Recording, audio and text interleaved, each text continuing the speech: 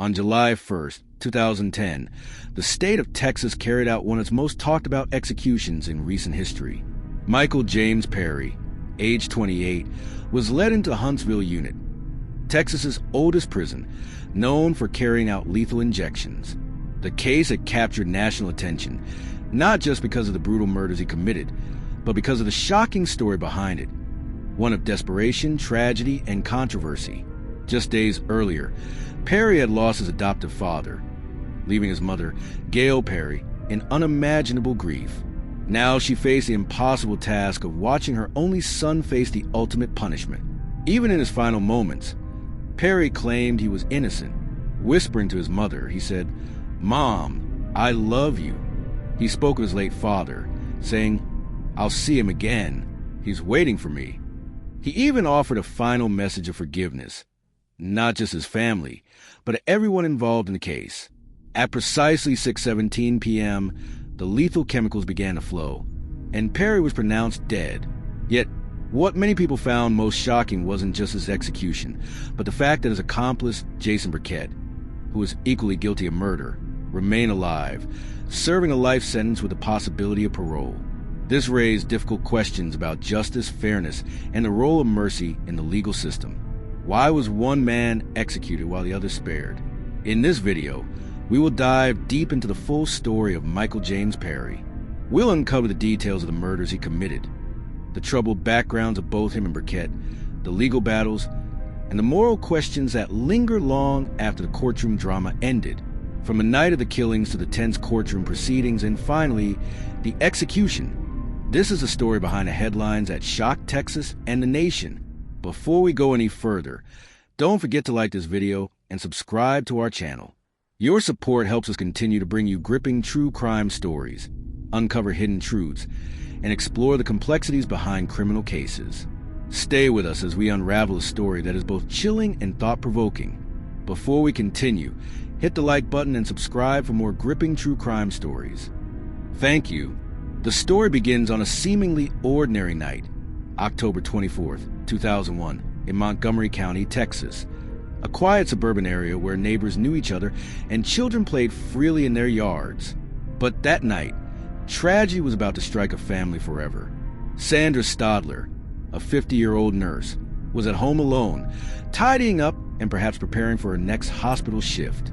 Known for her dedication, kindness, and hard-working nature, Sandra had built a comfortable life.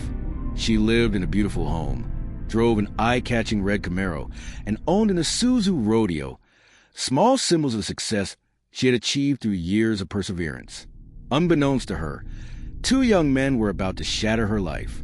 Michael James Perry, age 28, and his close friend, Jason Burkett, were desperate, broke, and willing to do whatever it took to get what they wanted. Their target? Sandra Stadler's red Camaro, a car they were determined to steal at any cost. Earlier that night, Perry and Burkett had driven to Sandra's house in Burkett's girlfriend's truck. Perry, who had met Sandra's teenage son Adam only a few weeks prior, used that connection to gain access. They asked to see Adam, but Sandra told him he wouldn't be home for another 2 hours. After a brief, awkward exchange, the two left, but they weren't done. Minutes later, they returned with a far darker plan. This time, their intent was murder. Burkett distracted Sandra at the front door, while Perry, armed with a shotgun, slipped inside through the back. Perry hid in the laundry room, then called out to lure Sandra closer. When she approached, he fired twice, ending her life in the home where she should have felt the safest. The violence did not stop there. Perry and Burkett carried Sandra's body outside and dumped it in a nearby lake, but they still needed the Camaro. When Adam and his best friend Jeremy Richardson returned home, they were tricked by the killer's story of a supposed accident, led into a deadly trap. Both teenagers were shot and killed in the woods. Perry and Burkett then took the vehicles they had come for, as if nothing had happened. In the aftermath, Perry drove Sandra's red Camaro around town, brazenly flaunting the crimes he had committed. Police initially had no idea of his true identity. Perry even claimed to be Adam Stadler and tried to use the stolen wallet as proof. The audacity of his actions, combined with the chilling planning behind the murders, left the community in shock and horror. This was not just a robbery gone wrong. It was a cold, calculated crime, executed with horrifying precision and a complete lack of remorse. The night's events would set the stage for one of the most controversial and widely discussed executions in Texas history. Understanding the crimes of Michael Perry and Jason Burkett requires a deeper look into their past, a combination of troubled childhoods, poor choices, and missed opportunities that shaped their paths toward tragedy. Michael James Perry was adopted at birth by a loving family, but his life was far from easy. From a very young age, Perry struggled with behavioral and mental health challenges. In first grade, he was diagnosed with attention deficit hyperactivity disorder, ADHD, a condition that made it difficult for him to focus in school and maintain control over impulses. By seventh grade, he had also been diagnosed with oppositional defiant disorder, a disorder characterized by persistent defiance toward authority figures. Soon after, he received a diagnosis of conduct disorder, often linked to antisocial behavior and criminal tendencies later in life. Despite his parents' efforts to provide structure and guidance, Perry's behavior worsened over time. He frequently skipped school, ran away from home, and engaged in theft. Early attempts at rehabilitation, including therapy and counseling, proved largely ineffective. At age 14, Perry was sent to Boys Town, a residential program in Nebraska designed to help troubled youth. However, his stay ended after he threatened staff members and was placed in a locked section of the facility for several months. Later, his parents enrolled him in a treatment program in Mexico called Casa by the Sea, but he dropped out at 18, and the facility itself closed shortly afterward due to allegations of neglect and abuse. By the time he returned to Texas, Perry had fallen into a pattern of drug abuse and petty crime. Homelessness, addiction, and poor decision-making became his constant companions. He eventually met Jason Burkett, a young man with his own history of hardship and trauma, and the two became inseparable. Jason Burkett's childhood was marked by extreme instability and abuse. His mother struggled with substance use during her pregnancy, leaving Burkett and his siblings to fend for themselves from an early age. His father, Delbert Burkett, was a career criminal who frequently exposed Jason to violence, including physical abuse and terrifying incidents involving firearms. Despite the trauma, Jason maintained a complicated admiration for his father, even as he experienced neglect and fear daily. Both young men were drawn together by shared desperation and a reckless disregard for consequences. They navigated life through petty theft, manipulation, and drug use, gradually escalating to more serious crimes. Their backgrounds help explain, though not excuse, the choices they made that fateful night. By understanding their troubled past, viewers can see how early interventions failed, how trauma shaped their decision-making, and how two young men spiraled toward a crime that would ultimately leave a permanent mark on Texas history. After the brutal murders of Sandra Stadler, her son Adam, and Adam's friend Jeremy Richardson, the small community of Montgomery County, Texas, was shaken to its core. The shocking violence left residents in fear and authorities under immense pressure to solve the case. Law enforcement quickly realized that the suspects were not random intruders. They were familiar to the victims and the local police. Just 2 days after the murders, Michael Perry was spotted driving Sandra Stadler's stolen red Camaro. The Camaro was a striking and unmistakable vehicle, making it impossible for the authorities to overlook. Perry's reckless driving caught the attention of a police officer, who attempted to pull him over. Instead of stopping, Perry led officers on a high-speed chase through Conroe, displaying the same impulsive behavior that had characterized much of his troubled life. The chase ended when Perry crashed the Camaro and tried to flee on foot. Despite his desperate attempt to escape, police quickly apprehended him. In an audacious move, Perry lied to the authorities, giving the name of the 16-year-old victim, Adam Stadler. Shockingly, he even had Adam's wallet as proof, fooling the officers momentarily.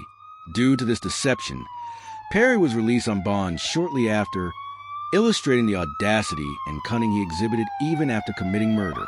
Meanwhile, investigators discovered Sandra Stadler's body floating in a nearby lake, confirming the grim fate of the nurse. The discovery intensified the urgency of the investigation. Law enforcement began piecing together evidence and interviewing witnesses, slowly unraveling connection between Perry, Burkett, and the tragic events of October 24th, 2001. The focus quickly shifted to Jason Burkett, Perry's accomplice. Burkett's girlfriend, Kristen Willis, emerged as a key witness. Initially caught in the middle, she was threatened by Perry, who pointed a loaded shotgun at her, warning that he would kill again if she spoke. Despite her fear, Kristen cooperated with law enforcement and provided critical testimony against the two young men. In exchange for her cooperation, she was granted full immunity, highlighting the importance of witness cooperation in solving violent crimes. Through meticulous investigation, authorities traced the stolen vehicles, tracked the suspects' movements, and gathered forensic evidence. The narrative of the murders became clearer. Perry and Burkett had planned the crimes meticulously, exploiting Adam Stadler's connection with Perry to gain access to the family.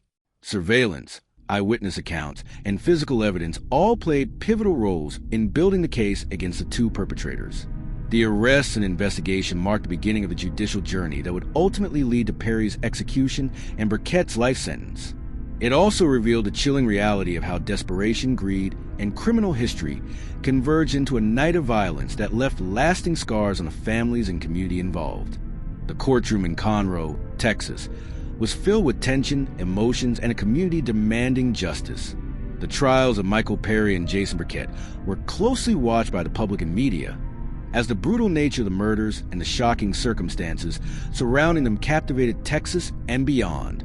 Each trial, though separate, highlighted the disturbing lives of the young men and the lasting impact of their actions on the victims' families. Michael Perry was the first to face the jury. The prosecution painted a picture of a cold-blooded killer, a young man who committed 3 senseless murders purely for material gain, a red Camaro and a stolen Isuzu Rodeo. Prosecutors detailed the horrifying events of October 24, 2001, describing how Perry had lured Sandra Stadler into the home, killed her, and then methodically murdered Adam Stadler and Jeremy Richardson in the woods. Every detail was meant to leave the jury with no doubt about the severity and premeditation of Perry's crimes. Yet the defense tried to contextualize Perry's actions through his troubled past. From being given up for adoption at birth to enduring a series of failed interventions, Perry's early life was marked by instability, neglect, and undiagnosed mental health issues. Diagnoses of ADHD, oppositional defiant disorder, and conduct disorder painted a portrait of a young man struggling to navigate a world he felt unprepared for. Multiple attempts at rehabilitation, from reform schools to specialized treatment programs in Mexico, failed to guide him toward a stable life. The defense argued that these early challenges played a role in his later criminal behavior, though the jury ultimately remained focused on the gravity of the crimes themselves. Jason Burkett's trial followed a similar trajectory, but included additional layers of complexity. Burkett's defense highlighted a childhood of severe abuse and neglect, his mother's meth use during pregnancy, the violent behavior of his father, and the chaos of his upbringing painted a stark contrast to the cold portrayal of Perry. The most compelling moment came when Burkett's father, Delbert, appeared from prison to testify, pleading for mercy. His emotional appeal emphasized that despite his son's crimes, the jury should consider the impact of a broken family and the potential for rehabilitation. In the end, the jury's decisions diverged. Michael Perry was sentenced to death, reflecting the prosecution's argument that his actions were unforgivable and premeditated. Jason Burkett, however, received a life sentence with the possibility of parole after 40 years. The split verdict reflected both the legal system's discretion and the human element of compassion, even in the face of horrific crimes. The trials demonstrated not only the consequences of the young men's choices, but also the challenges of weighing justice against the complex realities of human behavior. For the families of the victims, the courtroom proceedings were both a measure of closure and a reminder of the tragic night that had irrevocably changed their lives. The day of Michael Perry's execution arrived on July 1st, 2010, at the Huntsville Unit, the oldest prison in Texas and the state's primary facility for carrying out death sentences. For Perry, the day was a culmination of nearly a decade of legal battles, appeals, and public scrutiny. For his mother, Gail Perry, it was an unbearable ordeal. She had already lost her husband, and now she faced the imminent death of her only son. Her presence in the witness room, behind thick glass, underscored the human cost of the criminal justice system, the unbearable mix of love, grief, and helplessness. Perry spent his final hours in reflection and quiet preparation. Unlike the chaotic and violent life he had led, his final moments were calm, though heavy with emotion. He ate his last meal, 3 bacon omelets, 3 chicken enchiladas, and 3 cans each of Pepsi, Coke, and Dr. Pepper, a symbolic ritual in the grim tradition of capital punishment. Despite the circumstances, Perry showed composure, yet his eyes betrayed the emotional weight of the day. Just minutes before the lethal injection began, Perry was given the opportunity to make a final statement. Looking toward his mother, tears streamed down his face as he whispered, "Mom, I love you." His voice cracked as he addressed his late father, whom he believed he would soon reunite with in the afterlife, saying, "I'm coming home, Dad." These words were more than just final farewells. They were a poignant reminder of the human complexity behind the label of criminal. Perry, despite the atrocities he had committed, was still a son, still someone's child, and still capable of expressing love and forgiveness. Perry's final statement included an unexpected gesture of reconciliation. He forgave everyone involved in the case, a message that stood in stark contrast to the brutality of his actions. "I want to start by saying that everyone involved in this atrocity is forgiven by me," he said, his voice steady but emotional. It was a moment that captured the paradox of his life, a man capable of both horrific violence and profound, almost spiritual, reflection. At precisely 6:17 p.m., the lethal chemicals began to flow. Minutes later, Michael James Perry was pronounced dead. He was 28 years old. The execution drew reactions from both supporters and critics of capital punishment. For the families of the victims, the day was a moment of grim closure. Sandra Stadler's daughter, Lisa Stadler-Balloon, expressed that while she took no joy in Perry's death, his insistence on claiming innocence only confirmed that justice, in her eyes, had been served. The execution also reignited debates about fairness and consistency within the justice system. Perry's friend and accomplice, Jason Burkett, had received life in prison with parole eligibility, a sentence that prompted ongoing discussions about mercy, rehabilitation, and the role of circumstance in determining punishment. For many, Perry's execution represented both the severity and the limitations of the law, highlighting questions that remain relevant today. Was justice truly served, or did the system weigh human history and circumstance unevenly? After Michael Perry's execution, the story of the 2010 Texas case continued to resonate, leaving an enduring impact on the families involved, the justice system, and the public's perception of capital punishment. While the immediate legal proceedings concluded with Perry's death, the lives of those affected remained forever altered, and the complex questions surrounding fairness and morality lingered. Sandra Stadler's family, particularly her daughter Lisa Stadler-Balloon, faced a long road of grief and healing. For Lisa, the execution of Perry did not erase the pain of losing her mother and brother or the betrayal of trust that came from knowing the killers had exploited their familiarity with the family. However, she expressed that witnessing the execution reinforced her belief in justice.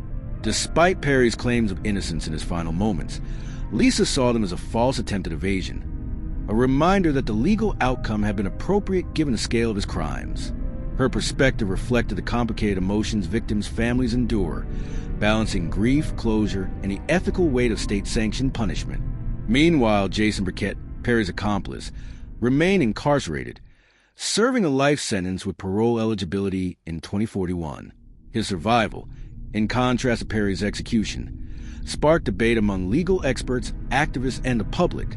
The disparity between the two sentences, Perry's death versus Burkett's life imprisonment, was rooted largely in the nuances of the trial and Burkett's childhood. His father, Delbert Burkett, had testified in court, pleading for mercy on behalf of his son. This emotional appeal, combined with Jason's history of abuse and neglect, influenced the jury's decision, highlighting the role of personal background in determining sentencing. While some viewed this as a compassionate application of justice, others questioned whether it created inequality in the handling of co-perpetrators of the same crime. The broader conversation surrounding the case also extended to the criminal justice system in Texas. Perry's execution exemplified the application of capital punishment, raising questions about fairness, mental health considerations, and the ethics of sentencing individuals with troubled childhoods.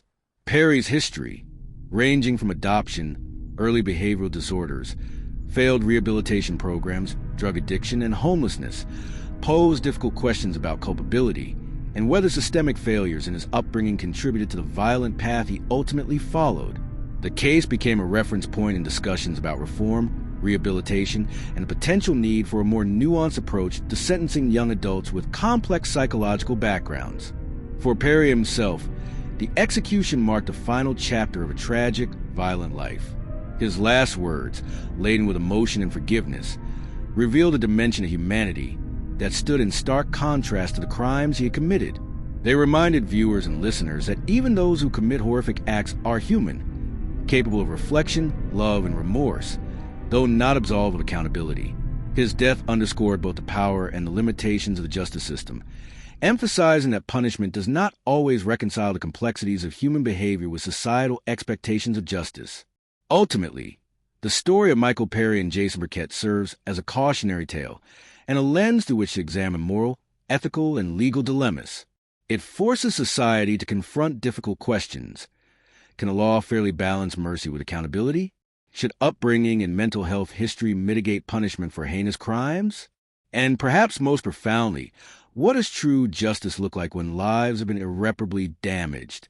As viewers, reflecting on this case encourages a deeper understanding of human behavior, the consequences of choices, and the delicate balance between punishment and compassion. The legacy of the events in Montgomery County, Texas, reminds us that the pursuit of justice is rarely simple, and that each story carries a complex web of human emotion, tragedy, and moral ambiguity. Please subscribe for more real stories, raw truths, and untold moments. Thank you.